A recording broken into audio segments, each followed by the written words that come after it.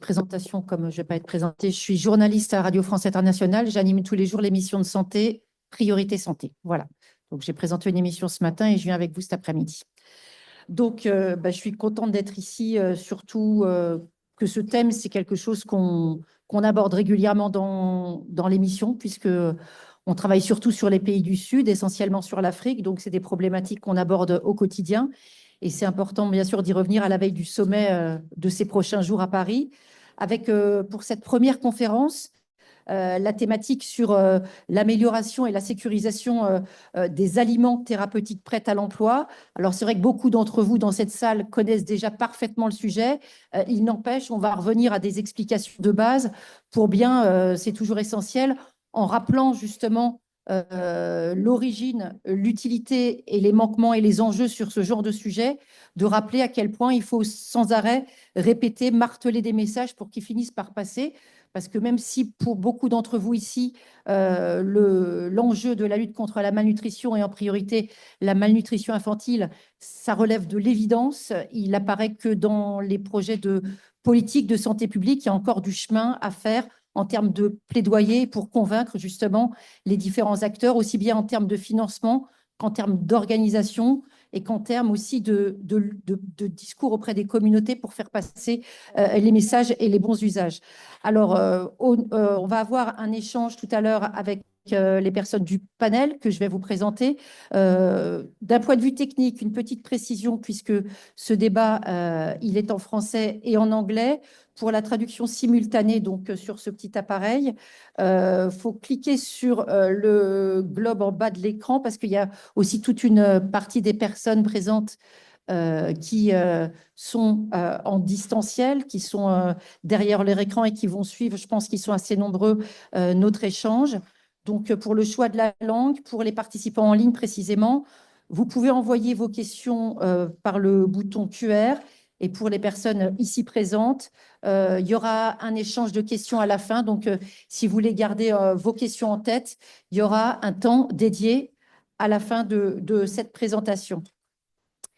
Pour revenir à la thématique centrale, il va être question de financement de ces aliments thérapeutiques prêts à l'emploi et de la sécurisation de l'approvisionnement, parce qu'aujourd'hui, il y a des éléments probants sur l'utilité, la pertinence, l'efficience de ces dispositifs. Mais parallèlement, il y a le constat, c'est une insuffisance, c'est même parfois un sentiment d'impuissance pour les soignants et pour les personnes qui sont directement impliquées. Je pense tout d'abord aux familles des bénéficiaires qui n'ont pas les moyens d'avoir accès en tout temps et quel que soit l'état de l'enfant à ces produits qui ont pourtant prouvé à quel point ils étaient indispensables. Un chiffre pour se faire une idée, sur les 19 millions d'enfants concernés par la malnutrition aiguë sévère, moins de la moitié, 49%, a accès à un traitement. Alors, pour commencer, pour bien comprendre ces enjeux, on va laisser la parole au docteur Rodrigue Alitanou, qui est directeur des opérations chez Alima, qui va prendre place juste là, ONG médicale humanitaire, 15 ans d'expérience dans la nutrition.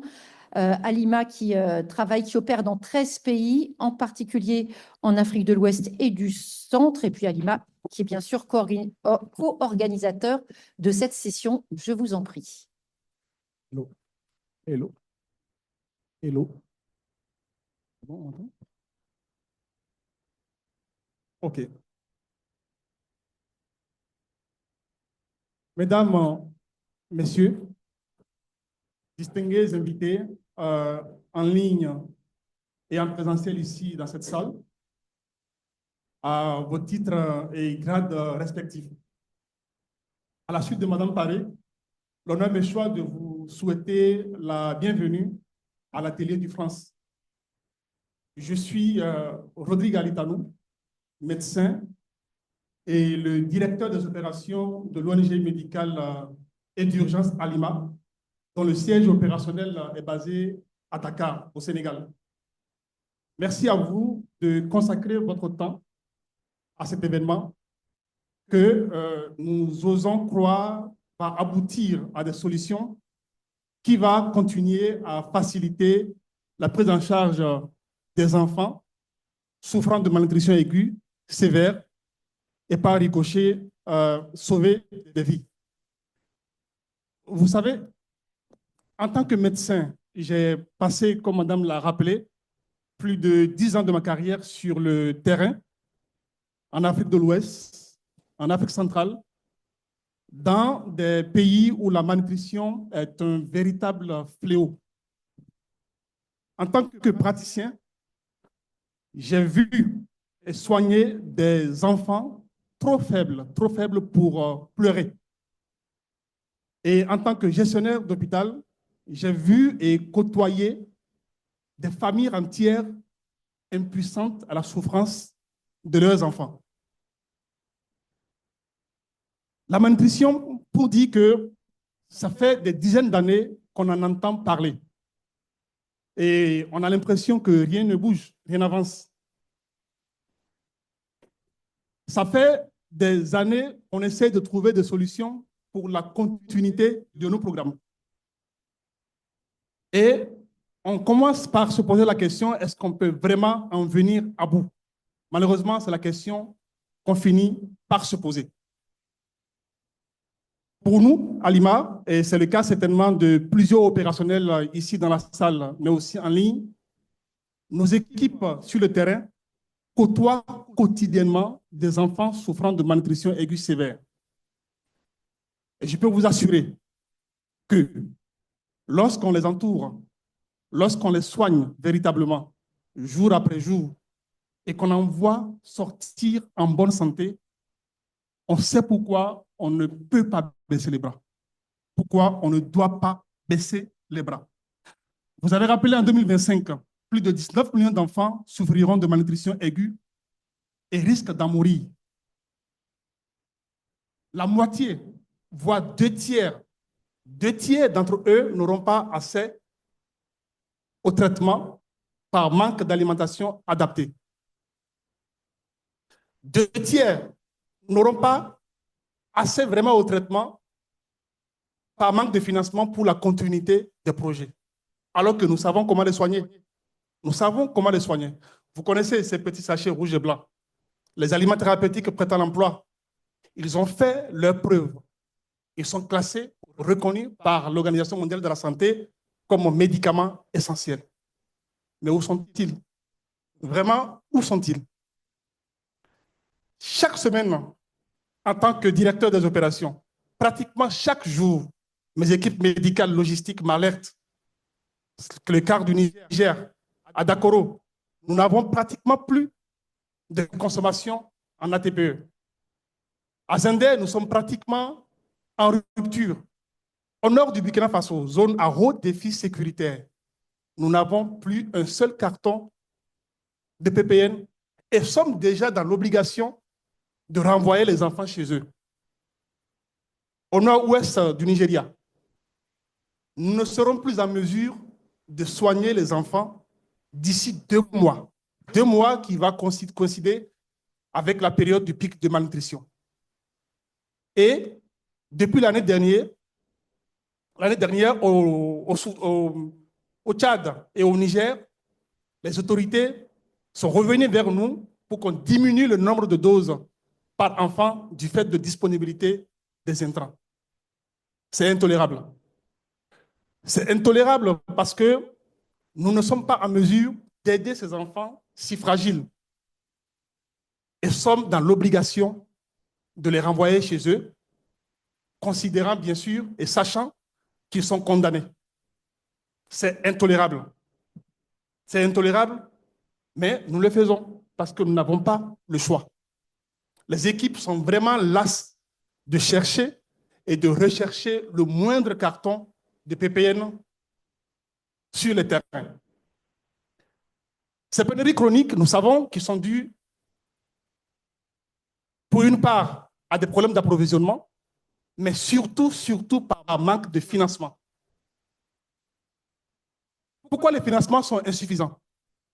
C'est parce qu'aujourd'hui, nous savons que le financement de la malnutrition est basé sur des aides humanitaires ponctuelles sous-dimensionnées et souvent à la merci de revirements politiques. Nous l'avons vu dernièrement. Et ce modèle, nous le savons tous, nous devons prendre conscience qu'il est inadapté, simplement inadapté. Surtout face à un enjeu de santé publique qui requiert des financements de longue durée, des financements publics, équitables et durables. Nous sommes des médecins, des logisticiens, nous sommes des travailleurs du terrain. Et ce n'est pas à nous d'inventer les nouveaux mécanismes de financement international. Mais c'est à nous tous ici, et maintenant, d'alerter sur l'urgence de le faire.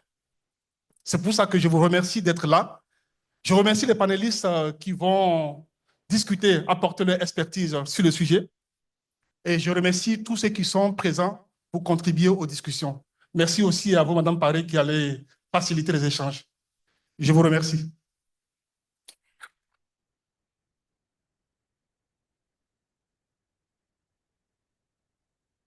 Merci, docteur Alitanou. On va vous retrouver tout à l'heure pour la session de questions-réponses avec la salle.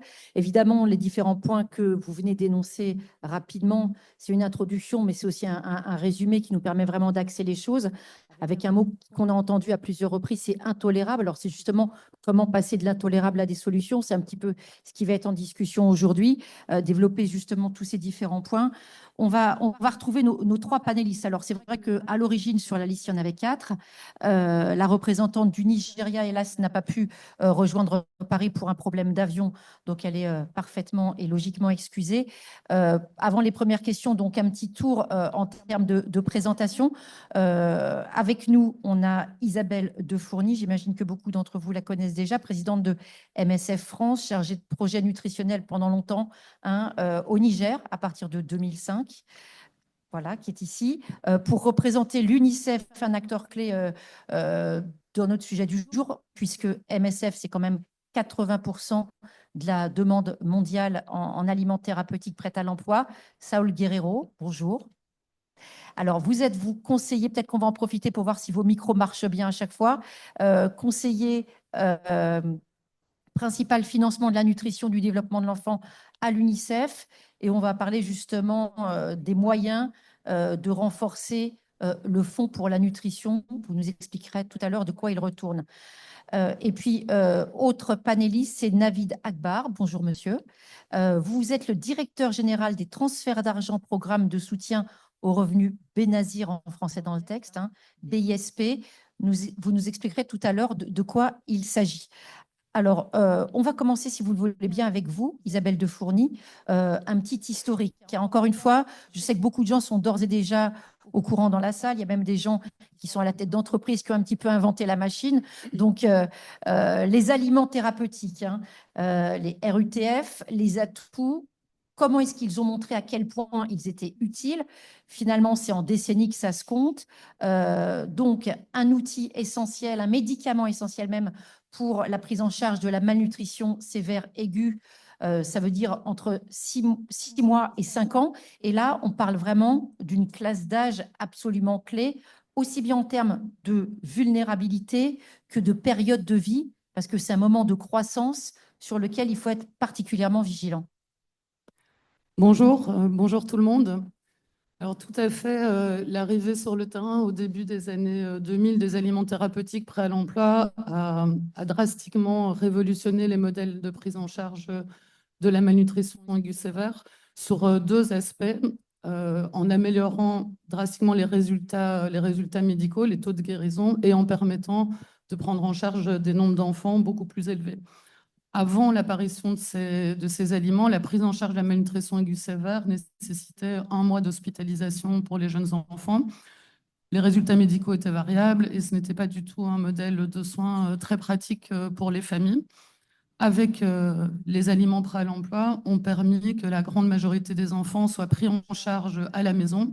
Et en 2005, au Niger, on a vu des dizaines de milliers de familles venir chercher ces aliments. À partir de ce moment-là, le nombre d'enfants pris en charge pour la malnutrition sévère a commencé à augmenter. On est passé d'une prise en charge presque inexistante, environ 100 000 enfants au début des années 2000, à 200 000 en 2005, 2 millions en 2011 et aujourd'hui 9 millions d'enfants. Je voudrais ajouter quelque chose, c'est que dès 2006, vu les résultats extraordinaires de ces aliments thérapeutiques prêts à l'emploi, dès 2006, des équipes de Médecins sans frontières les ont utilisés pour prendre en charge les enfants atteints de malnutrition aiguë modérée. où là aussi les résultats étaient très très bons, des taux de guérison très bons, une récupération très rapide et quasiment une disparition des malnutris aigus sévères. On ne s'est pas arrêté là, on les a utilisés ensuite dès 2007 dans des distributions que l'on appelait préventives à l'époque, où là aussi a été démontrée leur efficacité, notamment sur la baisse de la mortalité. Aujourd'hui, 20 ans après, certes, le nombre d'enfants pris en charge de malnutrition a augmenté, de malnutrition aiguë sévère, mais c'est à peine la moitié. À travers le monde, on voit encore des très gros foyers de malnutrition où parfois ce sont la moitié des enfants qui ont un retard de croissance, par exemple. Et aujourd'hui, face à la baisse des financements américains, mais pas uniquement, hein, face à la baisse des financements, mais on est très inquiet et on commence déjà à voir ça sur le terrain, de faire face à des logiques de Priorisation, en quelque sorte. ouais, oui, tout à fait. Des priorisations qui perdent du sens. Pourquoi cet enfant-là, pas celui-là? Des rations aussi qui commencent à diminuer et même parfois la qualité des rations distribuées aux enfants baisse également. C'est un Voilà. petit peu un fossé entre la logique vers laquelle il faut aller et la réalité qui va complètement à l'encontre, parce que ce que vous nous expliquez, c'est que on n'est plus uniquement en situation d'urgence absolue, crise humanitaire, quand il y a les médias qui sont là, mais c'est quelque chose à prendre au long cours, de le considérer, comme ça a été dit tout à l'heure en introduction, comme un véritable problème de santé publique au long cours. Oui, oui, tout à fait. La malnutrition aiguë sévère ou la malnutrition en général, ce n'est pas un problème humanitaire. Ce n'est pas uniquement, disons, c'est avant tout une vraie question de santé publique. Les décès des enfants à travers le monde, encore aujourd'hui, sont expliqués pour la moitié d'entre eux par la malnutrition. Alors, on comprend aisément comment des situations de conflit, de déplacement de population, de siège, comme on le voit à Gaza, au Soudan, créent des crises nutritionnelles, mais ce ne sont pas les seules situations. Il y a aujourd'hui dans le monde, dans certains pays, dans certaines régions de ces pays, des endroits où les taux de malnutrition sont extrêmement élevés, que ce soit les taux de malnutrition chronique, je disais, parfois jusqu'à 50% des enfants, mais aussi les taux de malnutrition aiguë qui se rajoutent à la malnutrition chronique. Et dans ces pays, dans ces zones, les efforts les efforts sont longs, ils sont conséquents. Il va s'agir de prendre en charge les enfants atteints de malnutrition aiguë, sévère et modérée, de fournir aux familles un supplément nutritionnel pour que la croissance de ces enfants soit une croissance saine. Et ça nécessite à la fois un engagement politique des États, évidemment, une volonté des États concernés, mais aussi des fonds qui vont permettre que ces financements tiennent dans la durée. Et en ce sens, on va nous en parler, mais le Child Nutrition Fund nous semble un vecteur intéressant. Il faudra qu'il soit approvisionné, notamment, à mon avis, par des financements innovants, comme par exemple les micro-taxes sur les sodas, qui pourraient de façon pérenne, finalement, amener de l'argent dans ces fonds. Alors, la problématique, donc, au niveau du financement, on va en reparler longuement. Il y aura aussi une question sur la disponibilité des produits, parce qu'on voit aussi qu'on arrive au cours de stock. Ce n'est pas uniquement une question d'argent, c'est aussi une question de production. Si on regarde l'historique, justement, en termes de production et de disponibilité financière, il y a eu une sorte de top. C'était la crise ukrainienne. Donc, on voit que c'est quand même suspendu à une mobilisation qui peut être aussi politique de ces financements par rapport à des crises qui vont attirer non seulement les regards, mais aussi, d'une certaine manière, les carnets de chèques. Il y a une somme inédite qui a été mobilisée à ce moment-là pour lutter contre la malnutrition infantile. 750 millions de dollars qui a bénéficié, bien évidemment, pas uniquement à l'Europe orientale. On peut pointer notamment un gros pôle justement de besoins, c'est le Nigeria, certaines régions du Nigeria qui se retrouvent vraiment dans une situation aux abois au niveau de la malnutrition sévère. On va donner un exemple tout à l'heure aussi avec le Pakistan, avec des modes de financement, avec une production locale aussi qui est importante et qui permet justement de voir qu'il peut y avoir aussi une appropriation des solutions. Et ça, c'est quelque chose aussi d'extrêmement important d'un point de vue financier. mais aussi d'un point de vue politique pour l'acceptation des politiques de santé. Isabelle de Fourny, pour nous faire une idée, si on regarde une cartographie des besoins, vous avez cité quelques pôles comme ça d'urgence, mais si on regarde la planisphère aujourd'hui, ces aliments, où est-ce qu'on en a besoin et où est-ce qu'il manque? Il manque un peu, il manque un peu partout. Il manque encore dans certaines grosses crises humanitaires qui sont moins médiatiques que d'autres. En République démocratique du Congo, on n'arrive pas à prendre en charge correctement les enfants atteints de malnutrition aiguë sévère. Il manque, comme je le disais, dans des gros foyers de malnutrition. Il y en a, bon, il y a différentes estimations, mais il y en a certainement une quinzaine à travers le monde, dont le nord-ouest du Nigeria que vous avez cité, et le Niger également. Ces aliments manquent avant tout parce que ce sont les enfants les plus malades. Ils manquent avant tout pour les enfants atteints de malnutrition aiguë sévère. Mais comme j'essaie de le dire au début, ce n'est pas suffisant. Parce qu'attendre ce stade-là de dénutrition pour donner quelques grammes de lait, de vitamine minéraux à des enfants, c'est pas possible, quoi. C'est un défi au long cours. Voilà, il faut pouvoir prendre en charge avant des enfants. Quand je parlais des gros foyers de malnutrition, on le disait, dans certains endroits du monde, 50% des enfants en retard de croissance. En pratique, ça veut dire que la moitié, ça veut dire que ces familles, les familles de ces enfants, ne peuvent pas se fournir, trouver sur le marché les quelques aliments nécessaires à la croissance de leur enfant. Dans des zones telles que celle-là, il est obligatoire de renforcer la diète des jeunes enfants en fournissant des aliments nutritionnels adaptés. Ça, c'est un défi extrêmement important. Et notamment toutes les zones où il y a des déplacements de population, que ce soit pour des raisons sécuritaires ou simplement même pour des raisons sanitaires, de problèmes de récolte, etc., notamment avec les questions de réchauffement climatique qui se concrétisent à certaines saisons pour de nombreuses populations. On va s'arrêter sur la situation du Pakistan, si vous le voulez bien, avec vous, Navid Akbar. Tout à l'heure, en vous présentant, j'ai cité ce dispositif, ce programme auquel vous appartenez, programme de soutien aux revenus Benazir. Est-ce que vous pouvez nous expliquer de quoi il s'agit?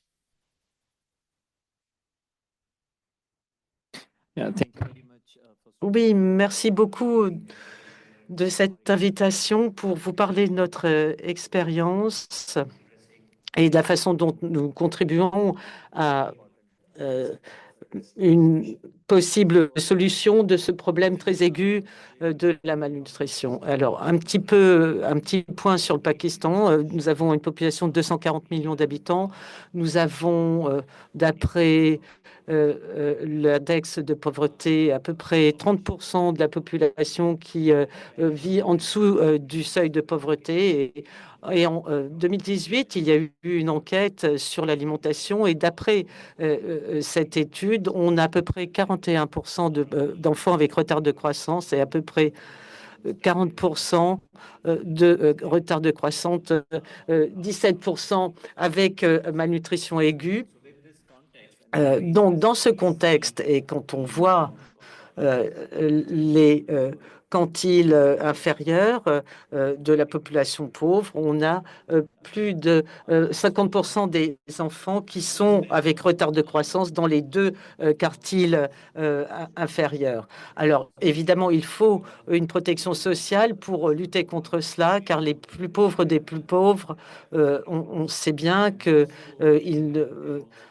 vont être face à d'autres problèmes non seulement de malnutrition, mais aussi de manque d'alimentation avec des calories qui sont insuffisantes et on doit s'intéresser à cela et on l'a fait quand on veut mettre en place une politique de protection sociale pour essayer de traiter ces problèmes de malnutrition.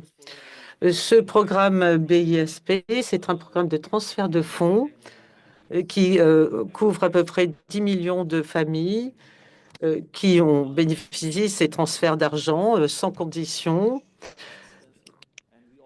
Et nous avons également des programmes de transfert conditionnels sous réserve que, par exemple, les familles envoient leurs enfants à l'école. Là, il y a des transferts supplémentaires. Et puis, on a un autre programme lié à la nutrition. Nous l'avons conçu en 2020 pour éviter les retards de croissance pour les familles bénéficiaires qui sont dans les deux quartiles inférieurs. Et c'est donc une intervention très complète avec la fourniture de LNS et il y a aussi un aspect de communication, de politique sociale lié à cet effet de conditionnalité du transfert d'argent. Et au-delà de cela, on permet aussi d'autres transferts d'argent pour que les familles puissent acheter aussi des aliments riches riches en nutriments. Très concrètement, ça veut dire quoi? Les familles ou les mamans ont des cartes que vous provisionnez pour qu'elles aillent ensuite acheter des aliments ou elles se rendent dans des centres de santé où il y a une forme de distribution?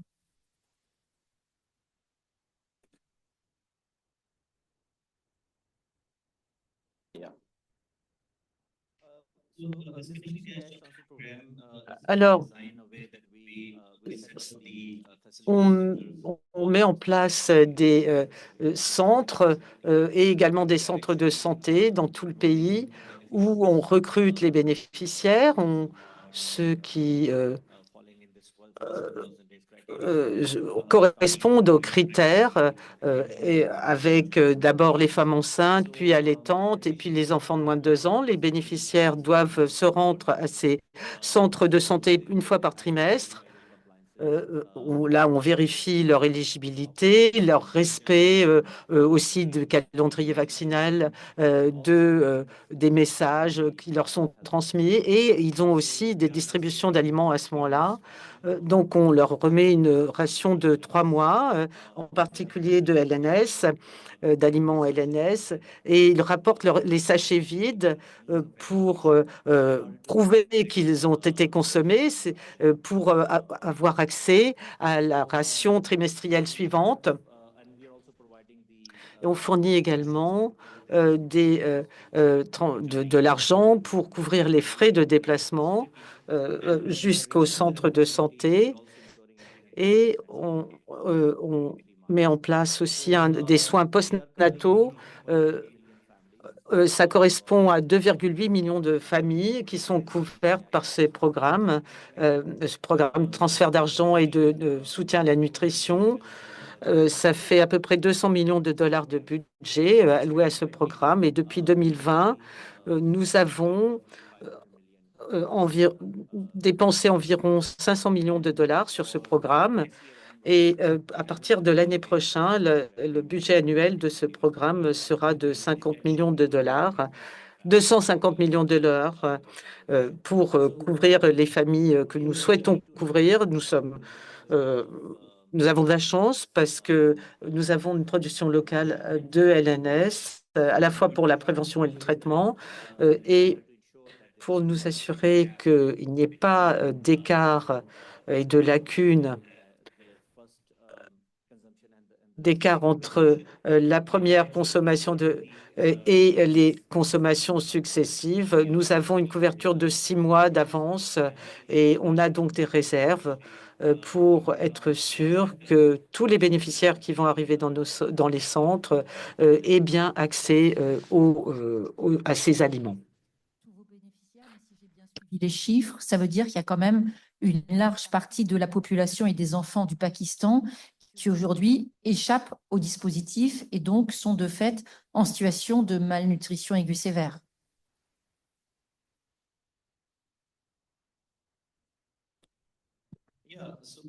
Oui, comme je disais, on met l'accent surtout sur les deux quartiles inférieurs, les deux quantiles inférieurs.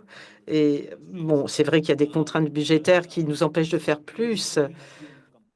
Mais il y a deux composantes. D'abord, le côté sanitaire, avec l'implication du ministère de la Santé, qui prend en charge les enfants souffrant de masse et de malnutrition modérée. Et ça couvre tout le monde. Ça ne cible pas une population donnée. Mais il y a des interventions ciblées pour vraiment les plus pauvres des plus pauvres. Et là, on essaye de couvrir autant que se peut ces besoins. Et vous savez aussi que, évidemment, que le Pakistan est sujet à des catastrophes naturelles. Et en 2022, il y en a eu une très importante. Et donc, évidemment, ces populations affectées tombent sous le seuil de la pauvreté. Donc, on essaye, avec avec le temps, d'élargir la population cible au troisième quintile dès l'an prochain. Mais on veut que ce soit pérenne pour nous assurer que nous ayons une couverture plus large. Et on essaye aussi d'explorer les subventions à l'alimentation des enfants. Euh, on avait du MQLS auparavant. Le MQLS, c'est 50 grammes. Et l'autre, c'est 20 grammes. Donc, le SQLNS, nous permet de couvrir davantage. Et ça nous permet donc d'inclure plus de personnes dans le programme. Enfin, ça nous permettra à l'avenir d'inclure plus de personnes dans le programme. J'avais juste une question parce que vous nous avez expliqué qu'il y avait donc de la production en local. J'aimerais qu'on y revienne pour savoir si justement vous couvrez l'ensemble de vos besoins avec votre production au Pakistan ou si vous devez importer certains de ces aliments thérapeutiques de l'extérieur.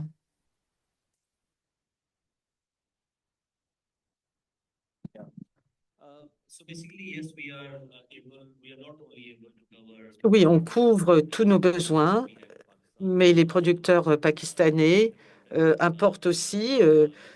Donc, oui, alors même si les ingrédients que nous utilisons pour la production locale sont importés, non, en fait, exportés. euh, euh, et nous avons également commencé à travailler pour que ce produit puisse être commercialisé, pour qu'il soit disponible sur le marché. Sinon, c'est la population, ce qui permettra aussi à la population de l'acheter directement dans le commerce. Alors, pour répondre à votre question, on a assez de production, on achète d'avance, 6 à 9 mois à l'avance. On prévoit les financements nécessaires pour s'assurer que ces produits soient disponibles à tout moment pour nos bénéficiaires. L'acceptation du budget pour justement ces produits, est-ce que le message est bien passé auprès du gouvernement, auprès des financeurs, ou est-ce qu'il y a encore besoin d'aller expliquer, faire le plaidoyer, ou est-ce que c'est finalement rentrer dans les esprits que ce produit et que votre mode de distribution en particulier, ça marchait?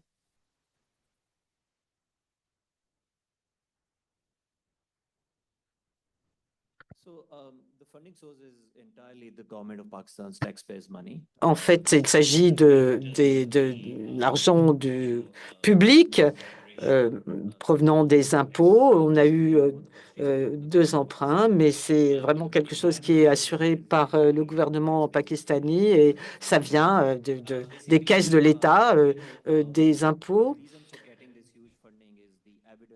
Alors, nous avons accès à ce financement parce que nous avons pu prouver la valeur de ce programme qui a convaincu la classe politique, un programme dont on a montré qu'il permet de limiter les retards de croissance et on a des études d'efficacité qui sont mises en place régulièrement. Et donc, cette étude Midline qui est publiée régulièrement et qui montre que le retard de croissance a baissé au cours des 2 dernières années. On a aussi commencé une recherche opérationnelle avec plusieurs bras de recherche et ce qui a montré le plus d'efficacité a fait l'objet d'un programme pilote dans 4 États et on a on a présenté cela aux dirigeants pour que ça soit étendu à tout le pays. Maintenant, on voudrait vraiment avoir une expansion horizontale pour couvrir plus de bénéficiaires, mais il y a vraiment une volonté politique très forte derrière ce programme et donc le financement qui va avec. Et c'est important, évidemment, puisque le gouvernement s'est rendu compte que si on ne traite pas cette question de malnutrition et de retard de croissance, eh bien, cette future génération d'enfants sera un fardeau immense pour la société pakistanaise. Je me tourne vers vous, Saud Guerrero. On a parlé là, très concrètement, les preuves. On a l'argent, on a la distribution, on a la volonté politique, avec justement aussi la question derrière, puisque l'on a entendu, c'est sur 9 mois, et puis il y a aussi des projets pour que ça soit étendu dans le temps à l'ensemble du territoire. Comment sécuriser ces budgets qui sont alloués à ces aliments? On peut dire que plus que jamais, la question du financement, la question, puisqu'il faut oublier certains financements du passé qui étaient pourtant essentiels, donc réinventer des nouveaux financements. On peut dire que là, alors que justement les zones d'instabilité nutritionnelle sont absolument partout sur la planète, c'est plus simplement des gros pôles qui s'affichent en rouge quand on regarde le globe. Comment est-ce qu'on imagine ça quand on est à l'UNICEF et qu'on tire un petit peu les leviers sur beaucoup justement de sites de distribution, ou au moins qu'on délègue ce pouvoir de nourrir correctement les enfants de la planète? Comment assurer une sécurisation des distributions? How much do you think you need per year? De combien est-ce que nous avons besoin par an en dollars pour tous les ATPE, pour 90% des enfants qui sont en train de mourir, s'ils n'ont pas les RETA? Si vous n'avez pas la réponse, cette conversation est inutile. Parce que si c'est une conversation à 100 $, on peut résoudre cela demain. Mais si c'est 1,2 à 1,4 millions de dollars par an, c'est une conversation très difficile. Donc ça, c'est la première chose.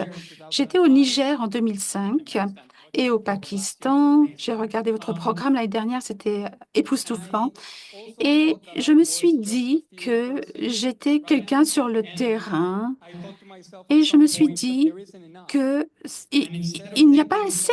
Et au lieu de dire que c'est le problème de quelqu'un d'autre de chercher les instruments de financement, moi, je me disais, il n'y a pas de solution. Personne ne va résoudre ce problème sauf les personnes sur le terrain. Donc, j'ai essayé de m'informer pour essayer de savoir de combien nous avions besoin. Et plus on a passé de temps à examiner tout cela, plus nous sommes arrivés à la conclusion que c'est vrai, on a besoin de 1,4 million par an, mais on doit segmenter ce chiffre. Et là où on a besoin de ces produits, nous avons l'espace physique pour payer eux-mêmes, c'est un fait. Dans certains pays où il y a le plus grand nombre, vous dites où sont ces enfants, 50% ne sont pas en Afrique en fait. Juste pour que les faits soient bien clairs, une grande partie de ces enfants sont en Indonésie ou au Bangladesh ou dans les Philippines. Et là, ils ont des espaces physiques. Donc, on doit segmenter, on doit voir qui peut payer et qui ne peut pas payer. Et une fois qu'on commence à segmenter, on peut se demander à des gens incroyables d'introduire ces produits dans leur politique nationale, dans leurs budgets nationaux. Et on peut commencer à se demander comment on utilise les ressources qui diminuent, surtout pour ceux qui ne peuvent pas se le permettre. Et il n'y a pas de voie pour ces endroits. Ces endroits, on peut les compter sur les doigts de la main. On ne parle pas de 50 ou de 100 pays, on parle d'une douzaine de pays où il n'y a pas de voie pour ces espaces physiques. Et ce qu'on a fait en tant que communauté jusqu'à maintenant, Et pour que notre mission soit plus critique, il faut se poser la question, comment demander à un gouvernement national de choisir ce sachet plus que n'importe quoi d'autre? Pourquoi est-ce qu'il choisirait cela? On pourrait dire, qu'en est-il des enfants? Mais tout le monde dit cela. Sur autre chose, sur les vaccins, sur l'éducation. Cela ne suffit pas. Mais ils vont mourir, oui, ils vont mourir d'un million d'autres choses. Donc, cela ne peut pas être l'argument principal. L'incitation doit être plus élaborée.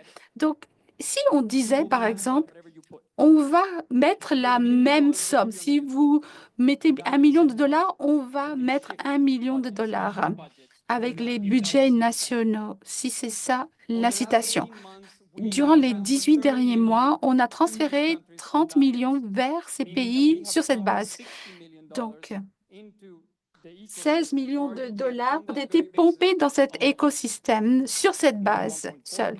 Ce n'est pas 1,4 milliard, mais on doit commencer quelque part. Donc, la question, c'est d'où vient ce financement? Il faut d'abord comprendre les besoins et qui est responsable pour trouver cet argent et est-ce qu'ils peuvent suivre cette responsabilité? Est-ce qu'il faut des incitations? Et parfois, la réponse est non. Et il faut agréger tous ces petits financements qui arrivent de façon mondiale vers ces espaces. Et si on ne le fait pas, il y a plus haut risque pour que tous ces enfants meurent. Donc, ma réponse est, il faut travailler là-dessus, comme tout le monde. La question du financement et aussi la question des pénuries fréquentes.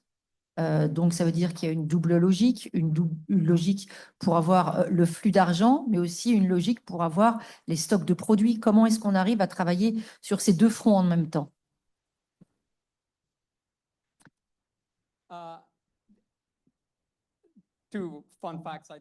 Alors, il y a deux choses que j'ai découvertes il y a 6 ans, depuis 6 ans à l'UNICEF. Tout d'abord, tout le monde pense que les Nations Unies, ce n'est pas comme une ONG.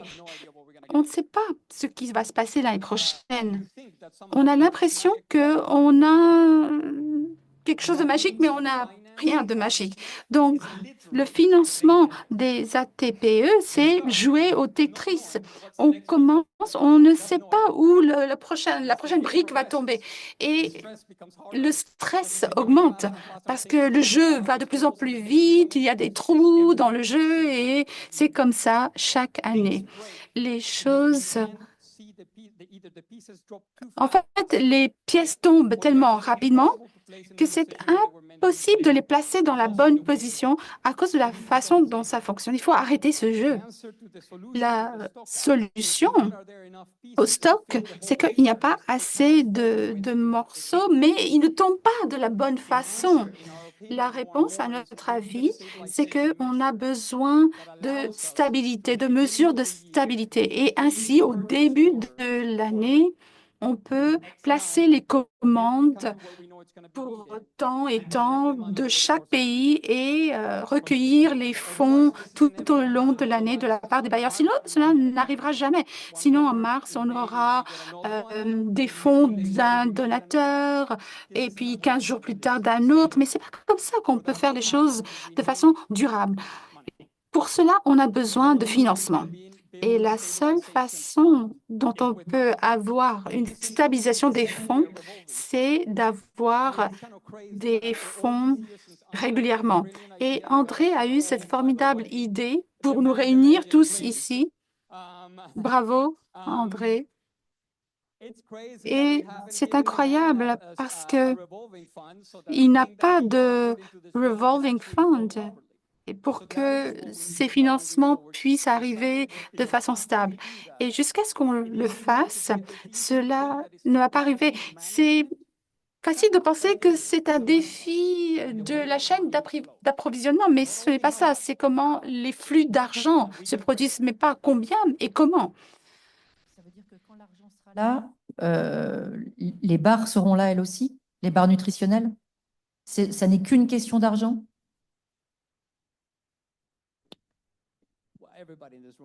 Tout le monde va me crucifier lorsque je vais sortir parce que je vais dire oui, oui. Peut-être qu'il y a 15 ans de cela, on aurait pu dire que ce n'était pas juste une question d'argent. Il y a 22 fabricants de ATPE maintenant, et la plupart d'entre eux, levez la main si vous fabriquez des ATPE. Et la plupart d'entre eux seraient d'accord avec moi pour dire qu'ils ont des capacités de production libres. Donc, ce n'est pas une capacité de production, c'est la disponibilité des fonds qui les empêche d'optimiser leur capacité actuelle. Il y a 15 ans de cela, il y avait une usine formidable, pas si loin d'ici. Maintenant, on trouve ces usines à 50 km des endroits où ces produits seront utilisés. Donc, ce n'est pas juste une question d'argent, mais toutes les personnes sur la planète vont dire oui, l'argent, ça facilite les choses quand même. Qui, au niveau financier, peut financer pour permettre aux producteurs de produire? Est-ce qu'autant de monde lèvera la main? Justement, où trouver l'argent pour faire marcher les usines et produire davantage d'aliments thérapeutiques? On parlait tout à l'heure de cette taxe soda. Qu'est-ce qu'on peut dire davantage pour passer du projet à la réalité? Le problème avec la taxation, c'est qu'on ne peut pas forcer les gouvernements à rajouter des taxes et utiliser ces taxes pour ce qu'on veut. Et on a ces idées formidables. Et bien sûr, il faut taxer les sodas, bien entendu, et les produits qui remplacent le sucre. Mais relier ce revenu à quelque chose, la plupart des personnes qui le savent, je ne suis pas l'un d'entre eux, mais ceux qui le savent, ils savent que ce n'est pas si facile à faire. Et ce que nous avons fait, parce que c'est la seule chose qu'on peut faire, c'est de créer un vecteur comme le Child Nutrition Fund qui essaie de faire deux choses en parallèle. Tout d'abord, se tourner vers des gouvernements tels que le gouvernement du Pakistan. Comment vous aider sur cette voie?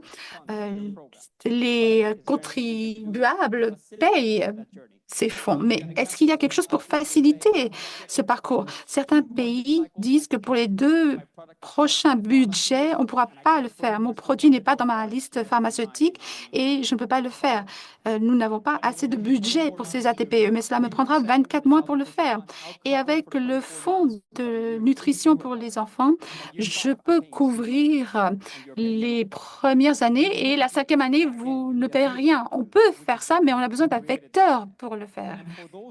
Et pour ces pays où, pour l'instant, ce n'est pas possible d'avoir de tel dialogue, on peut dire aux bailleurs, les bailleurs qui pensent qu'ils doivent encore investir dans ces domaines, on peut nous assurer que ce sera alloué là où les besoins sont les plus grands et de façon complémentaire, et cela nous donnera la liberté d'être assez dynamique pour avoir un Tetris, un jeu Tetris, mais en lent, de façon qui fonctionnerait de façon lente,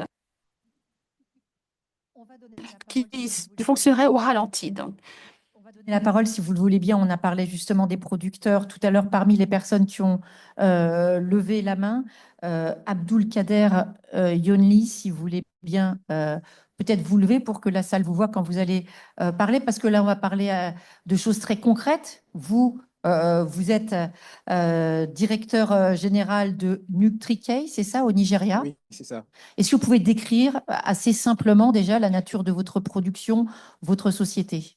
Alors, NutriKey, nous sommes le dernier né du réseau Plein Pufil. Ça fait 4 ans que nous avons commencé la production au Nigeria et nous sommes 3 producteurs de ce genre au Nigeria. Je pense que c'est l'un des seuls pays en Afrique, en tout cas, à avoir 3 producteurs. Et nous produisons pour pouvoir couvrir la demande locale au Nigeria et aussi la région subsaharienne, je vais dire, les pays limitrophes, puisque c'est là où on a le plus de malnutrition, aussi à part le Nigeria, le Niger, le Cameroun, le Tchad notamment, et un peu partout dans le Sahel. Donc, est-ce qu'aujourd'hui, vous avez une production suffisante pour couvrir l'ensemble de ces besoins, ou est-ce que dans cette zone particulièrement, où la situation est particulièrement alarmante, on importe aussi des aliments d'autres régions du monde? alors, disons qu'on a la production qui pourrait couvrir toutes les demandes du Nigeria et des pays limitrophes. Il y a de l'importation qui se fait, qui vient d'ailleurs aussi, parce qu'il y a une question de compétitivité. Quand on parle de compétitivité, on parle de prix. Parfois, on a tendance à penser que les producteurs locaux sont plus chers que ceux qui viennent d'ailleurs. C'est vrai quand on prend juste le prix du carton, mais quand on prend toute la chaîne de valeur, c'est autre chose. J'imagine que vous travaillez avec des agriculteurs ou des agricultrices en local. Oui. Hmm. Je me porte parole aussi des autres. Oui, on a la filière arachide, par exemple, où on utilise en partie de l'arachide local. On a d'autres matières telles que le sucre, les emballages, notamment qui proviennent des zones de l'Afrique occidentale, on va dire, et des pays même en tant que tels. Est-ce que ça veut dire que d'une certaine manière, vous êtes aussi vulnérable par rapport aux fluctuations du marché des matières premières? Absolument, absolument. Donc, quand on prend la période post-Covid, où on a eu les coûts des matières premières qui ont fortement augmenté, notamment les matières premières d'origine laitière. On va dire on a eu aussi un fort boom du prix du produit, malheureusement, et qui a impacté sur le nombre d'enfants qui pouvaient être traités. Donc, entre-temps, sur les 2 dernières années, quand même, les prix ont baissé et ça s'est ressenti aussi sur le produit final. Et nos clients tels que UNICEF et MSF peuvent en témoigner. Vous avez des perspectives de croissance, implanter d'autres points de production ou pour l'instant, vous en restez là? Je pense qu'il y a assez de capacité pour pouvoir couvrir la demande. Ce n'est plus une problématique, je dirais, d'augmenter de nouveaux sites, c'est plutôt avoir les commandes et avoir le financement pour pouvoir couvrir les demandes. Mais Et sur vos relations, parce que tout à l'heure, on a entendu l'exemple du Pakistan qui est particulièrement engagé, vous, par rapport à vos relations directes avec le gouvernement fédéral du Nigeria, c'est tellement un territoire, on va dire, complexe aussi, pour de multiples raisons. oui. Comment est-ce que vous traitez avec eux? Comment est-ce que vous réussissez à travailler dans ce contexte pour le moins compliqué? Le contexte est assez compliqué. On va dire que le cas du Nigeria est différent des autres parce que on a, entre guillemets, la chance d'avoir 3 producteurs. On a l'État fédéral et on a les gouvernements aussi fédéraux qui sont différents. L'État fédéral passe des commandes et les gouvernements aussi. Et sur les 2 dernières années, ils ont aussi profité du match fund. Ils ont un budget et ensuite, avec UNICEF, ils passent une partie de leurs commandes et le volume est doublé. Donc, théoriquement, voilà comment ça fonctionne. Dans la réalité, c'est parfois compliqué entre les budgets qu'ils allouent et entre autres les commandes, c'est une autre histoire. Mais de façon globale quand même, je pourrais dire que UNICEF, MSF et les autres sur le cas du Nigeria ont acheté plus de 95% de leurs besoins des producteurs locaux. Ça veut dire aussi que ça crée des emplois en local. Ça crée des emplois, ça crée de la valeur ajoutée et ça bénéficie simplement à tout le monde. Il faut savoir aussi qu'en fait, les mêmes populations qui souffrent de malnutrition, dont les enfants souffrent de malnutrition, sont généralement ces mêmes populations qui font de l'agriculture. L'arachide, par exemple, simplement.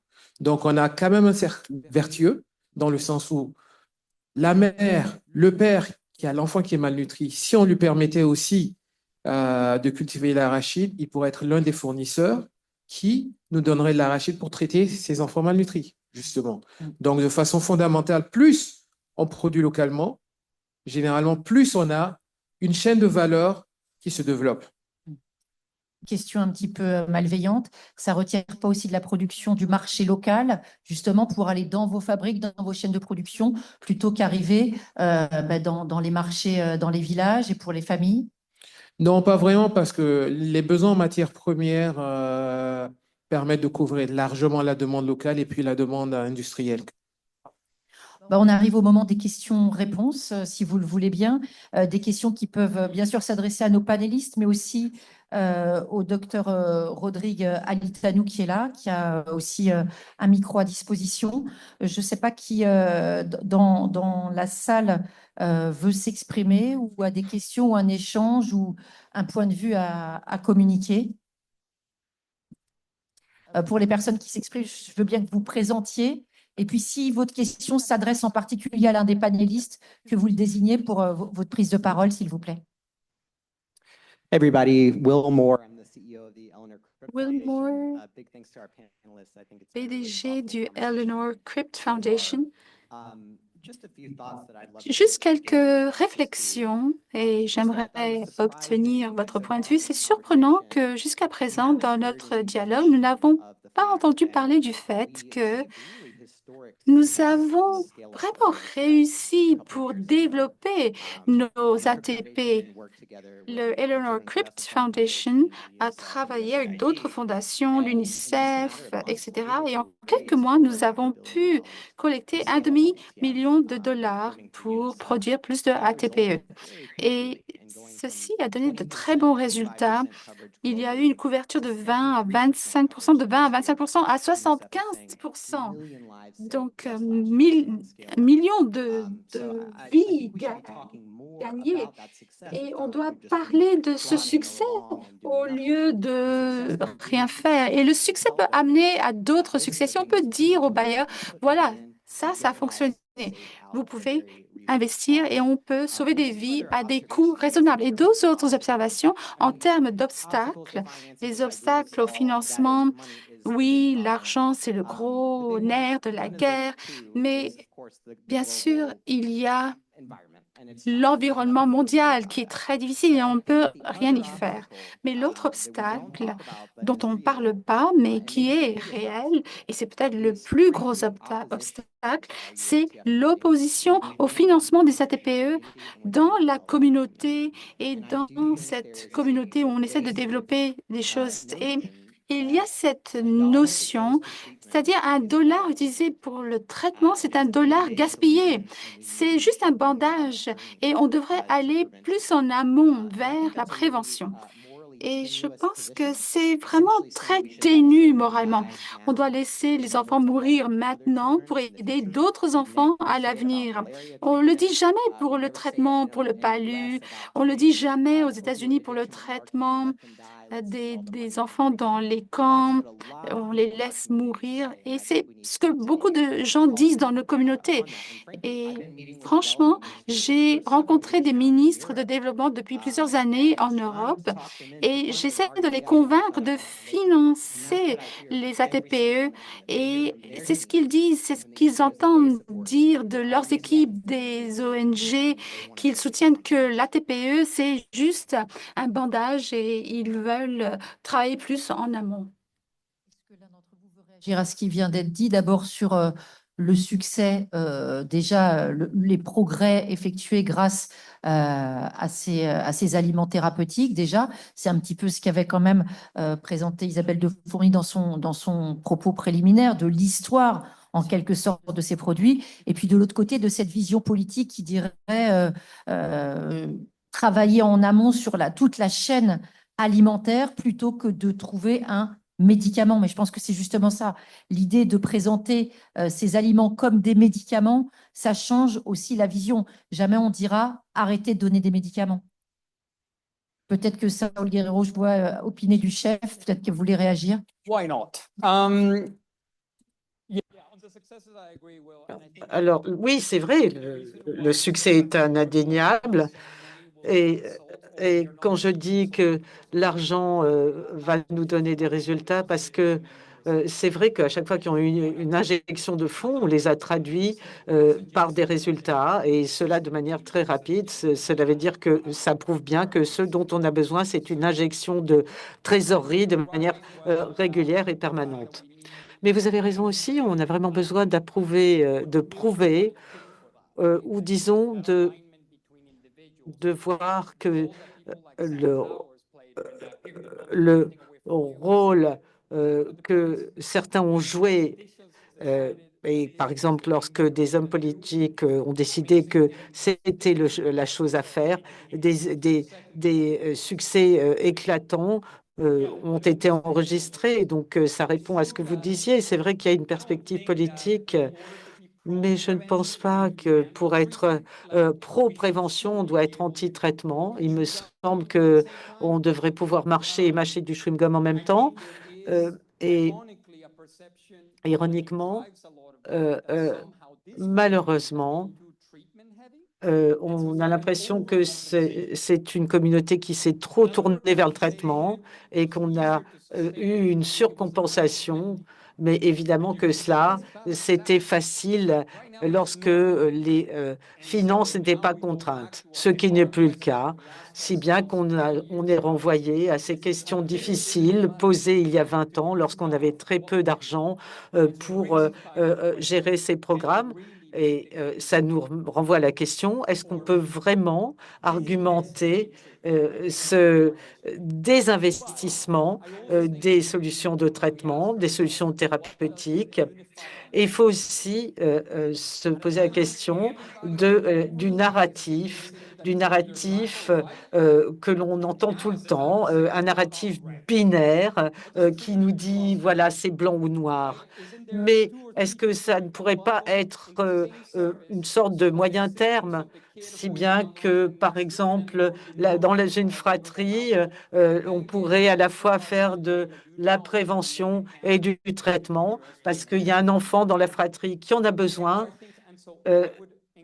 Donc moi, je voudrais vous encourager, ceux d'entre vous qui sont en faveur passionnément de la prévention. C'est vrai, il faut continuer à le faire, mais il faut la cibler et essayer dans vos actions de prévention aussi de penser au traitement. Et pour ceux qui font beaucoup de traitements, quel est, disons, le mieux pour l'enfant? Quelle est la solution globale qu'on pourrait offrir à ces enfants? Isabelle. Un élément très positif aussi qui montre un résultat de la prise en charge de la malnutrition, c'est la réduction de la mortalité qu'on a observée dans beaucoup de pays, et des réductions très très fortes de la mortalité, pas uniquement liées au déploiement de produits nutritionnels, mais qui a, à mon avis, contribué de façon massive. Et c'est le cas, par exemple, je reparle encore du Niger, mais c'est le cas, par exemple, du Niger qui a diminué, je pense, de moitié sa mortalité infantile-juvénile en 15 ans. Mais malgré tout, on est encore aujourd'hui dans un système où environ 400 000 enfants atteints de malnutrition aiguë sévère sont pris en charge chaque année. Et on voit quand même toute la limite de ce modèle. Aucun système de santé au monde ne peut absorber chaque année 400 000 enfants atteints de malnutrition aiguë sévère. Lors de ma dernière visite au Niger il y a quelques années, les jeunes mamans m'expliquaient, qui avaient, je sais pas, 18 ans, qui ont presque toujours connu cette prise en charge de la malnutrition aiguë sévère. C'est devenu un passage normal. C'est normal, la malnutrition. Chaque enfant au Niger, dans le sud, va passer par la malnutrition et va recevoir du plum peanut. C'est devenu quelque chose. Ça, c'est pas quand même encore tout à fait un succès, quoi. On sera d'accord. N'empêche que la mortalité a quand même drastiquement baissé. Allez-y, Navid Akbar. Yeah, just quickly, like there is no second opinion on the importance of having this treatment as Oui, évidemment, il faut qu'on ait ces traitements et ces financements, mais il faut aussi essayer de prévenir l'arrivée de ces enfants dans ces situations de malnutrition sévère aiguë. Mais c'est aussi une question qui intéresse les gouvernements, en particulier des pays en voie de développement. Il faut les alerter sur les solutions locales, car les gouvernements, évidemment, doivent s'intéresser à de nombreux secteurs, pas seulement la protection sociale, la santé, la nutrition. Évidemment, les gouvernements qui ont un budget très contraint doivent s'intéresser à de nombreuses questions. Et il me semble que c'est ce que nous avons montré au Pakistan. Si on peut convaincre le gouvernement par des programmes efficaces, ça permet de les convaincre et de les inciter à les financer, ces programmes. Car les gouvernements investissent beaucoup, par exemple pour la lutte contre le paludisme ou la vaccination. Pourquoi est-ce qu'ils ne seraient pas intéressés par la lutte contre la malnutrition alors que des enfants meurent et qu'il y a des pressions qui s'exercent? Mais il faut leur montrer qu'on a des solutions abordables et efficaces qui permettent de lutter contre ce problème. Oui, si vous Bonjour. voulez bien vous présenter. Bonjour. Oui, Marine Vignon d'Alima. En ligne, la discussion a été suivie par beaucoup de personnes. Et deux questions qui viennent du Tchad et du Mali. Deux questions qu'on peut peut-être regrouper ensemble. Quelles approches utiliseront les partenaires internationaux pour venir en aide aux pays comme le Burkina et le Niger, où les ruptures s'installent, comme au Nigeria? Et quel serait l'impact du gel de financement de USAID sur la fourniture d'ATPE? Alors, pour répondre à cette question, donc sur deux zones de crise majeure en termes de malnutrition, avec pour le Burkina en plus un contexte sécuritaire extrêmement compliqué, plus des problèmes de possibilité de travail des humanitaires pour aller jusqu'aux bénéficiaires, hein. Le dernier kilomètre, là, il est très, très loin. Je ne sais pas si Médecins sans frontières, qui est un petit peu encore déployé, même plus qu'un peu sur place, peut donner des éléments. Même si je pense qu'aujourd'hui, sur toutes les questions du S7, beaucoup de gens se posent des questions pour les répercussions, les solutions et la visibilité. C'est un petit peu même très compliqué de répondre. Je ne sais pas.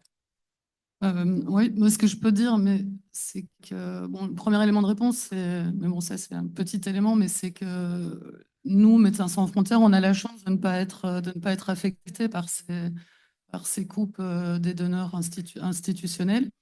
Donc on va continuer nos projets tant qu'on peut dans ces zones. Je dis tant qu'on peut parce que on est aussi confronté à des difficultés de travail avec les gouvernements. Enfin, pour le moment, on est toujours là, mais voilà, notre présence va aussi dépendre du fait que les gouvernements acceptent qu'on continue à travailler dans leur pays. Pour les autres acteurs, je ne sais pas, c'est de fait une des régions du monde, ces régions où la malnutrition reste très importante et qui sont finalement quasiment en crise nutritionnelle permanente. Ce sont des régions prioritaires, des régions pour lesquelles on est très inquiet. Donc, j'espère que, enfin, je pense que tout le monde a bien ça en tête. Je ne sais pas parler de l'avenir comme ça. Si ce n'est que nous, on va continuer. L'UNICEF est toujours présent. Il reste des acteurs et on aura besoin d'une possibilité de travail avec les autorités de ces pays, quoi, ça, c'est certain. Peut-être, Saúl Guerrero, vous avez quelque chose à ajouter pour l'UNICEF par rapport à ces zones particulières. C'est vrai qu'il y a une autre région dont on n'a pas cité le nom, c'est Haïti, où la malnutrition est structurelle, sévère, et les leviers d'action sont hyper complexes. Et il ne faut pas oublier la grosse urgence du moment qui est le Soudan, quand même. Ça, c'est une des situations les pires actuellement et très, très difficile d'intervenir au Soudan, mais aussi pas mal de difficultés d'avoir suffisamment de produits nutritionnels et d'aliments pour les distributions.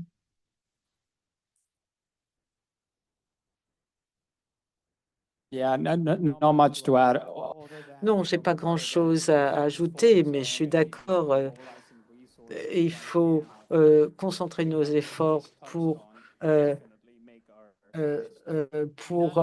concentrer nos ressources sur ces pays. Et c'est vraiment très important, que ce soit MSF ou que ce soit l'UNICEF, lorsqu'on pose la question où est-ce qu'on doit faire porter nos efforts, parce qu'il n'y a pas d'autre façon de s'y prendre, eh bien, j'aurai la même réponse. Mais c'est étonnant de voir que souvent, eh bien, il n'y a pas de cohérence. Mais je crois que de rester concentré sur les pays qui viennent d'être cités, y compris dans notre plaidoyer, eh bien, je suis convaincue que ce qui reste encore des bailleurs de fonds et de la philanthropie internationale pourra continuer à être mobilisé pour soutenir les actions dans ces pays. Et justement, le Child Nutrition Fund va se concentrer dans les semaines à venir précisément sur le Burkina Faso, au Tchad, avec des capacités de production. Un de nos directeurs était à Haïti la semaine dernière. Donc, ces pays sont des priorités et il faut en être conscient.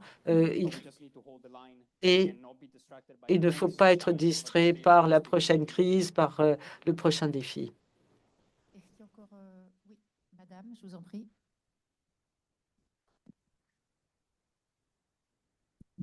Oui, bonjour, je m'appelle Blanche Materne, je suis référente technique santé publique pour la Croix-Rouge française. J'ai en charge des questions nutritionnelles pour la Croix-Rouge française.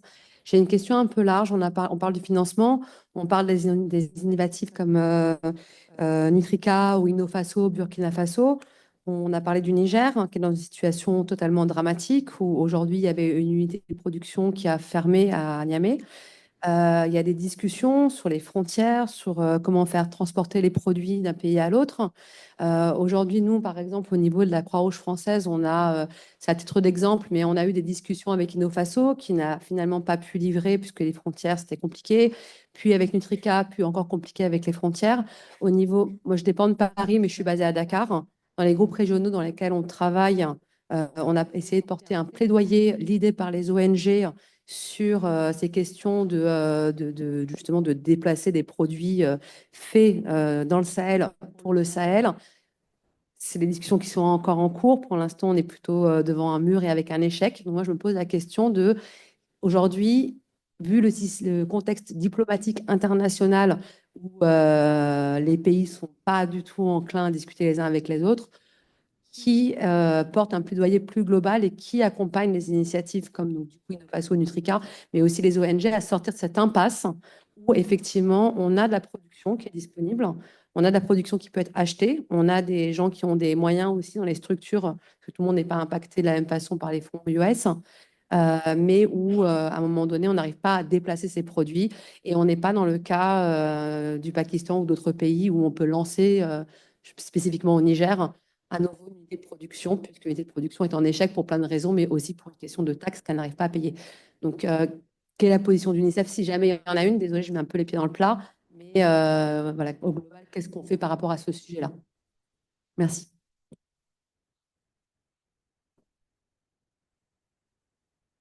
Yeah, the only thing that I can say is that when you leave that room, we come into that room.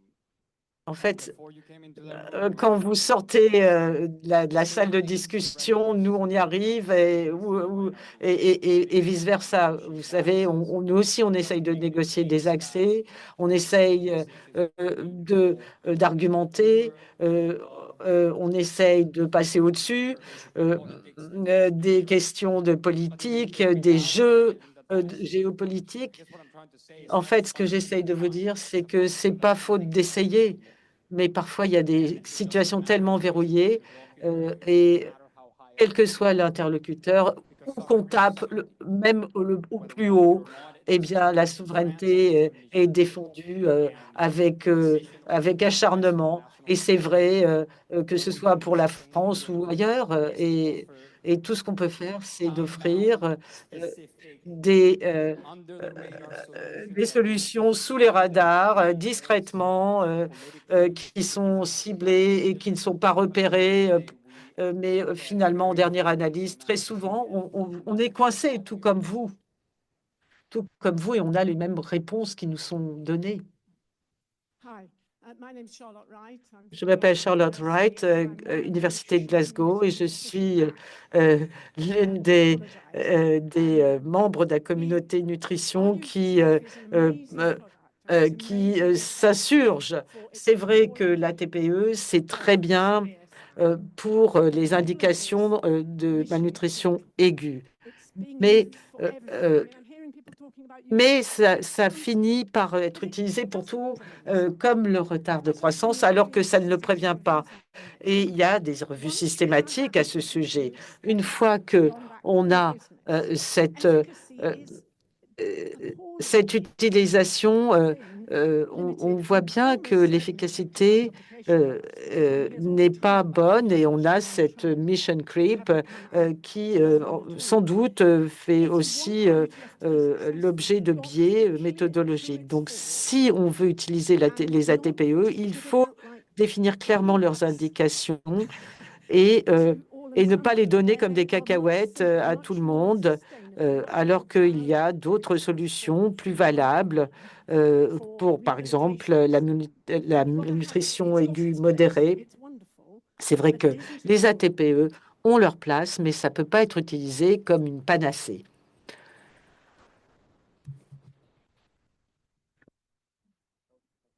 C'était un point de vue, pas une question, mais ça me rappelle quand même une question. C'est un point de... Concrètement, vers vous, Isabelle de Fourny, moi j'y vais. Dans ce cas-là, par rapport à ce que vient de dire Madame, Il y a une maman qui arrive au centre de santé avec un enfant qui a un problème de malnutrition modérée. Donc, l'indication par rapport à ce que je viens d'entendre, c'est rentrez chez vous, madame, il y a des meilleures solutions. Excusez-moi. Je ne sais pas si Excusez-moi, c'est...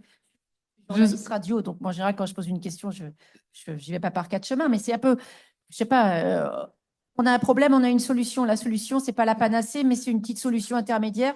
Des fois, c'est peut-être que effectivement, c'est un pansement sur une jambe de bois, mais le pansement, au moins, il permet aux gens de continuer d'être moins dans une espèce d'abattement, d'impuissance. Je pense pas que c'est exactement ce qui a été dit, mais bon, la classe des aliments prêts à l'emploi, avec des dosages différents, donc pas tous exactement de la même composition que celui pour les malnutris aigus sévères. Moi, je ne partage pas le même point de vue que vous. Mon expérience n'est pas celle-là, ni les articles que j'ai lus. Je pense au contraire qu'on y gagnerait à avoir un seul traitement pour la prise en charge de la malnutrition aiguë, un traitement sévère et modéré. Et le traitement pour les sévères fonctionne très bien pour les modérés. Ça a été démontré plus d'une fois. Après, on peut essayer de le réduire, toujours avec cette logique de dépenser le moins d'argent possible. Mais le traitement, un traitement pour la malnutrition aiguë sévère me semblerait idéal. Il va y avoir un autre événement sur les stratégies simplifiées où ils vont discuter ça. Et dans certains contextes, on va avoir besoin des LNS, des aliments prêts à l'emploi pour renforcer. Ça peut aussi aider pour renforcer la diète familiale. Ça peut aussi aider, à mon avis, à renforcer certaines farines locales parce que dans certains endroits du monde, on ne trouvera pas suffisamment d'aliments pour permettre de réellement prévenir la malnutrition et assurer une croissance saine des jeunes enfants. Donc, dans certains endroits, sans les LNS, et ça ne veut pas dire que je mets à la poubelle toutes les farines locales, mais je pense que dans certains endroits, ça ne marchera pas, ce ne sera pas suffisant. Et plusieurs nutritionnistes, le professeur Kedewé a montré plusieurs fois l'efficacité de ces aliments-là sur les différentes formes de malnutrition. Voilà, moi, c'est ça que j'ai à dire. Et le spécialiste, parce que je ne suis pas du tout la spécialiste. Donc, je m'appelle André Briand, je connais un petit peu la question des RUTF. Je crois qu'il y a un dialogue de sourds qui s'est instauré. Ce que Charlotte a dit, qui est parfaitement juste, c'est que le RUTF n'est pas un traitement qui marche pour le stunting. Le RUTF doit la cible privilégiée, c'est les enfants avec une malnutrition aiguë sévère. Je suis parfaitement d'accord avec ce qui a été dit par Charlotte. Alors, ceci dit, j'ai entendu ton point de vue, c'est qu'il y a d'autres produits qui sont formulés différemment, qui sont complètement différents. C'est les SQLNS, MQLNS qui marchent sur des principes différents. Et pour cela, il y a un certain niveau de preuve. Bon, il y a un article qui a été publié par des gens éminents, notamment de l'UNICEF, qui a été publié dans Nature Photo l'année dernière, qui montre qu'il y a quand même un effet. Mais il est exact que ce serait une erreur de donner du RUTF à tout le monde. Mais je crois que tout le monde est d'accord là-dessus, il y avait un malentendu. Mais oui, je suis d'accord, mais le truc, c'est que personne ne fait ça. Les RUTF sont vraiment limités aux plus sévères des sévères. Oui.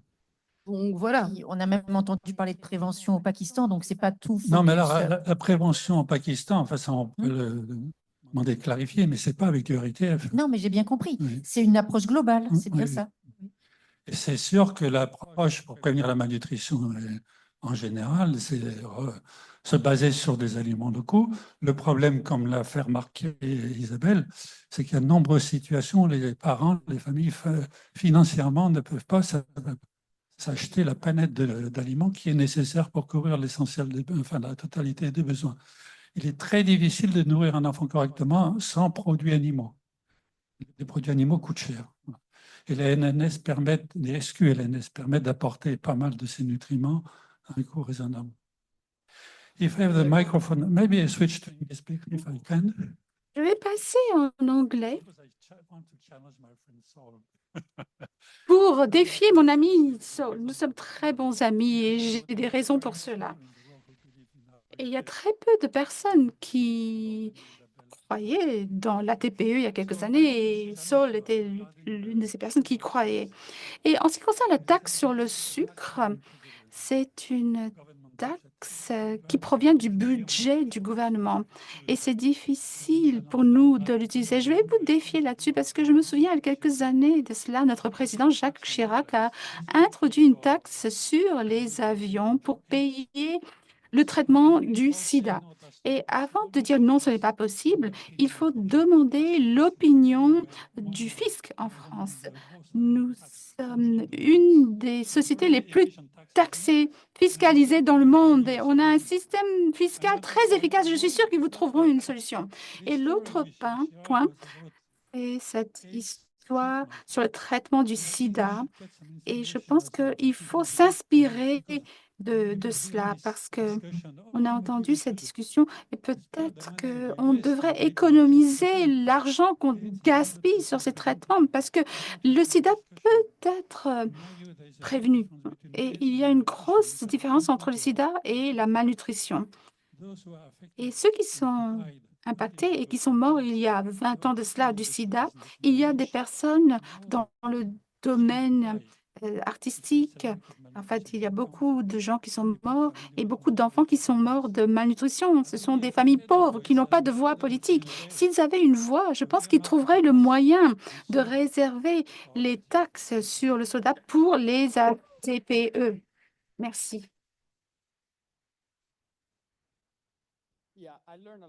Oui, j'ai appris il y a longtemps que on devrait faire ça. Et ils ont réussi, UnitAid a réussi. Et c'est le meilleur système fiscal qui réussit à avoir des fonds. Et je ne sais pas s'il y a des personnes qui représentent cette organisation ici, mais ce que je voulais dire sur les taxes, c'est que dans ce cas précis, ce qu'on a vu dans certains pays, c'était la volonté de taxer, mais notre capacité à influencer les gouvernements, en fait, ils ont le dernier mot. On peut faire des plaidoyers, on peut construire les modèles, mais en fin de compte, c'est le gouvernement qui décide d'utiliser ces taxes pour quelque chose d'autre. On n'a pas de contrôle là-dessus. Donc, il y a des moyens de faire cela. Ils ne taxaient pas. En fait, il y a un problème de juridiction. Il y avait des arrangements internationaux qui étaient légèrement différents. Mais vous avez raison, et vous avez raison sur l'expérience du sida, la prévention, le traitement. Cela ne servait à rien pour la malnutrition, ça n'a pas servi à grand-chose non plus pour le sida. Mais la question que nous avons à présent, c'est pourquoi est-ce qu'on lutte même ici? Même ici. Pourquoi est-ce qu'on se bat ici? Si ici on n'est pas d'accord, comment est-ce que quelqu'un d'autre serait d'accord avec nous? Ils ne seraient pas d'accord avec nous. Ils disent, oui, vous vous querellez. Une fois que vous serez d'accord, demandez-moi pour mon soutien. Mais pour l'instant, décidez entre vous. Donc, à moins de résoudre cela, parce que ça fait longtemps.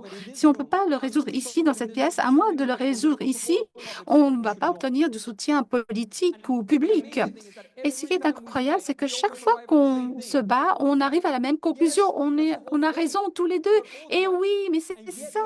On a tous raison. Et on a l'impression que, oui, un enfant ne doit pas mourir de malnutrition. Oui, c'est évident. Alors pourquoi est-ce qu'on se bat, on raconte une histoire qui rend tout le monde heureux ici, dans cette salle?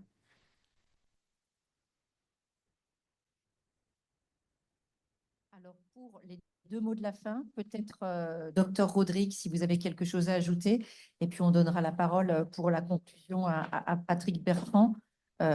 Docteur Alitanou, si vous voulez dire quelques mots peut-être par rapport à l'échange qui vient d'avoir lieu. Oui, clairement, c'est des échanges très riches. On a assisté à beaucoup de développements qui corroborent avec les constats que nous faisons sur le terrain, la nécessité de travailler sur la prévention, surtout à des endroits très fragiles. On a parlé du Soudan aujourd'hui où la famine est déclarée, le seul pays au monde où la famine est vraiment déclarée, de la nécessité d'avoir un engagement politique derrière tout ça. Parce qu'en tant qu'organisation, en tant qu'humanitaire, seul, on ne pourra pas en fait vaincre ce fléau.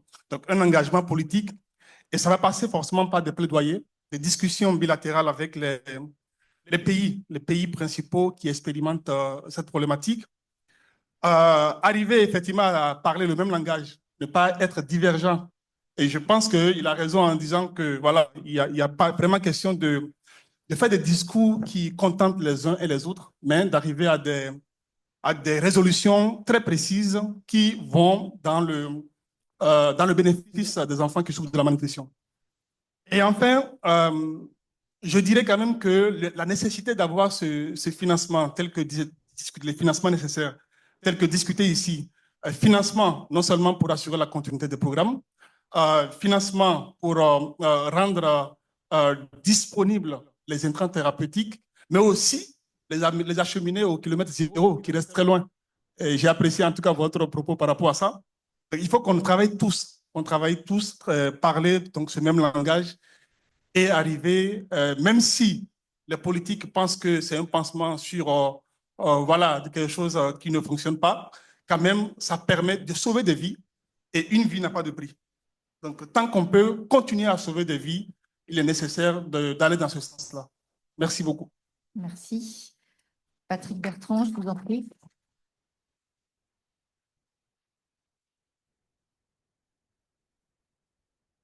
Je voudrais d'abord remercier, je suis Patrick Bertrand, je suis directeur d'une association qui s'appelle Action Santé Mondiale, Global Health Advocates. Nous sommes une association de plaidoyer politique. Donc nous sommes un peu de la partie politique et j'ai beaucoup appris durant cette session. Et je voudrais remercier les co-organisateurs, donc Alima, MSF, ENN et aussi Eleanor Cook Foundation qui ont permis à ce débat d'avoir lieu et d'être aussi franc et clair. C'est ça qui est intéressant dans ce genre de débat. Donc, je voudrais commencer par dire, parce que c'est clair au niveau des panélistes, qu'on a besoin de financement adéquat et prévisible. Ce sont les deux mots essentiels dans le domaine du traitement. On connaît le problème, il a été dit, les chiffres ont été donnés. Et en tant que ONG de plaidoyer politique, nous avons des demandes. Nous travaillons sur des demandes. On a ce sommet qui démarre jeudi, vendredi, avec des chefs d'État, avec des représentants des leaders politiques et autres. Et nous avons développé une série de demandes qui sont politiques et financières. La première, c'est qu'il faut vraiment c'est quelque chose d'un peu évident, mais qu'il faut rappeler à nos décisionnaires, c'est-à-dire que la nutrition et le traitement de la nutrition doit être déclaré comme une priorité de développement. C'est pas si clair par rapport à nos décisionnaires, et surtout que la malnutrition, ça a été dit dans les débats, elle ne doit pas être considérée comme un résultant d'une crise spécifique ponctuelle, mais vraiment comme un enjeu de santé publique. Là, on en a discuté, on en a parlé, et ça, c'est vraiment relier la malnutrition et la nutrition à la santé publique et au développement. Nous comptons aussi, bien entendu, sur le leadership de la France, qui héberge ce sommet.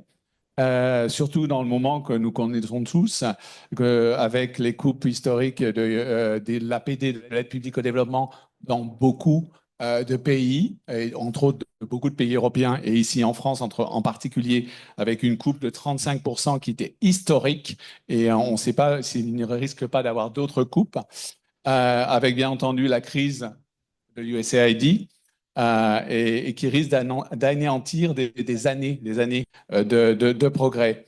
Alors donc justement, nous exhortons en fait les acteurs du développement et les donateurs à comme on dit en anglais, à step in, à garantir aux millions d'enfants qui reçoivent un traitement. Nous avons un appel particulier à l'Union européenne. L'Union européenne doit réellement montrer son leadership dans ce domaine, l'a montré dans les précédents sommets Nutrition for Growth, et on espère qu'elle sera là actuellement, et également la Banque mondiale, qui est, comme vous savez, la source de financement la plus importante, une des sources de financement les plus importantes dans le développement dans le monde. Et jusqu'à présent, la Banque a donné des signaux, mais ils ne sont pas très, très clairs. Mais en tant que société civile, on a aussi, entre autres, en tant que société civile française, on a des solutions. On a parlé tout à l'heure, et il y a un éditorial qui vient de paraître aujourd'hui dans La Croix, signé par les partenaires de cette rencontre, où on parle de la taxe sur les sodas, qui est quelque chose de très simple. En France, la taxe sur les sodas, avec uniquement une augmentation d'1 centime, on pourrait par mois générer 82 millions d'euros sans aucun impact. Donc ça, c'est une solution très simple, facile. On a une autre solution dont on n'a pas parlé, mais qui est très importante pour la France. On a parlé tout à l'heure de mécanismes de financement tels que la taxe sur les billets d'avion, qui est un succès, c'est vrai, 7,6 milliards d'euros depuis le démarrage de la taxe qui a été mobilisée, c'est énorme. Mais en France, on a depuis 2012 une taxe qui s'appelle la taxe sur les transactions financières, qui est la taxe qui rapporte actuellement, qui permet de financer l'aide publique au développement en France. C'est 1,9 milliard d'euros par an, avec aucun impact sur le secteur financier, et c'est plus de 600 millions d'euros qui va au développement et qui devrait aller au traitement de la malnutrition. Donc nous, on travaille beaucoup avec la société civile française pour sécuriser cette taxe, avec les parlementaires, avec les décisionnaires, mais également, comme Saul le disait tout à l'heure, pour être sûr que ce financement aille au sujet important et au sujet qui nous pose problème. Et ça, on travaille aussi avec des lois dans les pays, en France entre autres, mais dans d'autres pays. Donc, je voudrais terminer juste par dire qu'on n'est pas les seuls, et j'allais juste citer un sondage qui vient de paraître, qui est franco-français, mais un sondage intéressant, qui montre qu'en France, près de 70% des Français se prononcent en faveur d'un maintien ou d'une augmentation de l'engagement financier de la France pour lutter contre la malnutrition dans le monde. Donc, c'est plutôt encourageant et on n'est pas seul dans ce débat. Merci.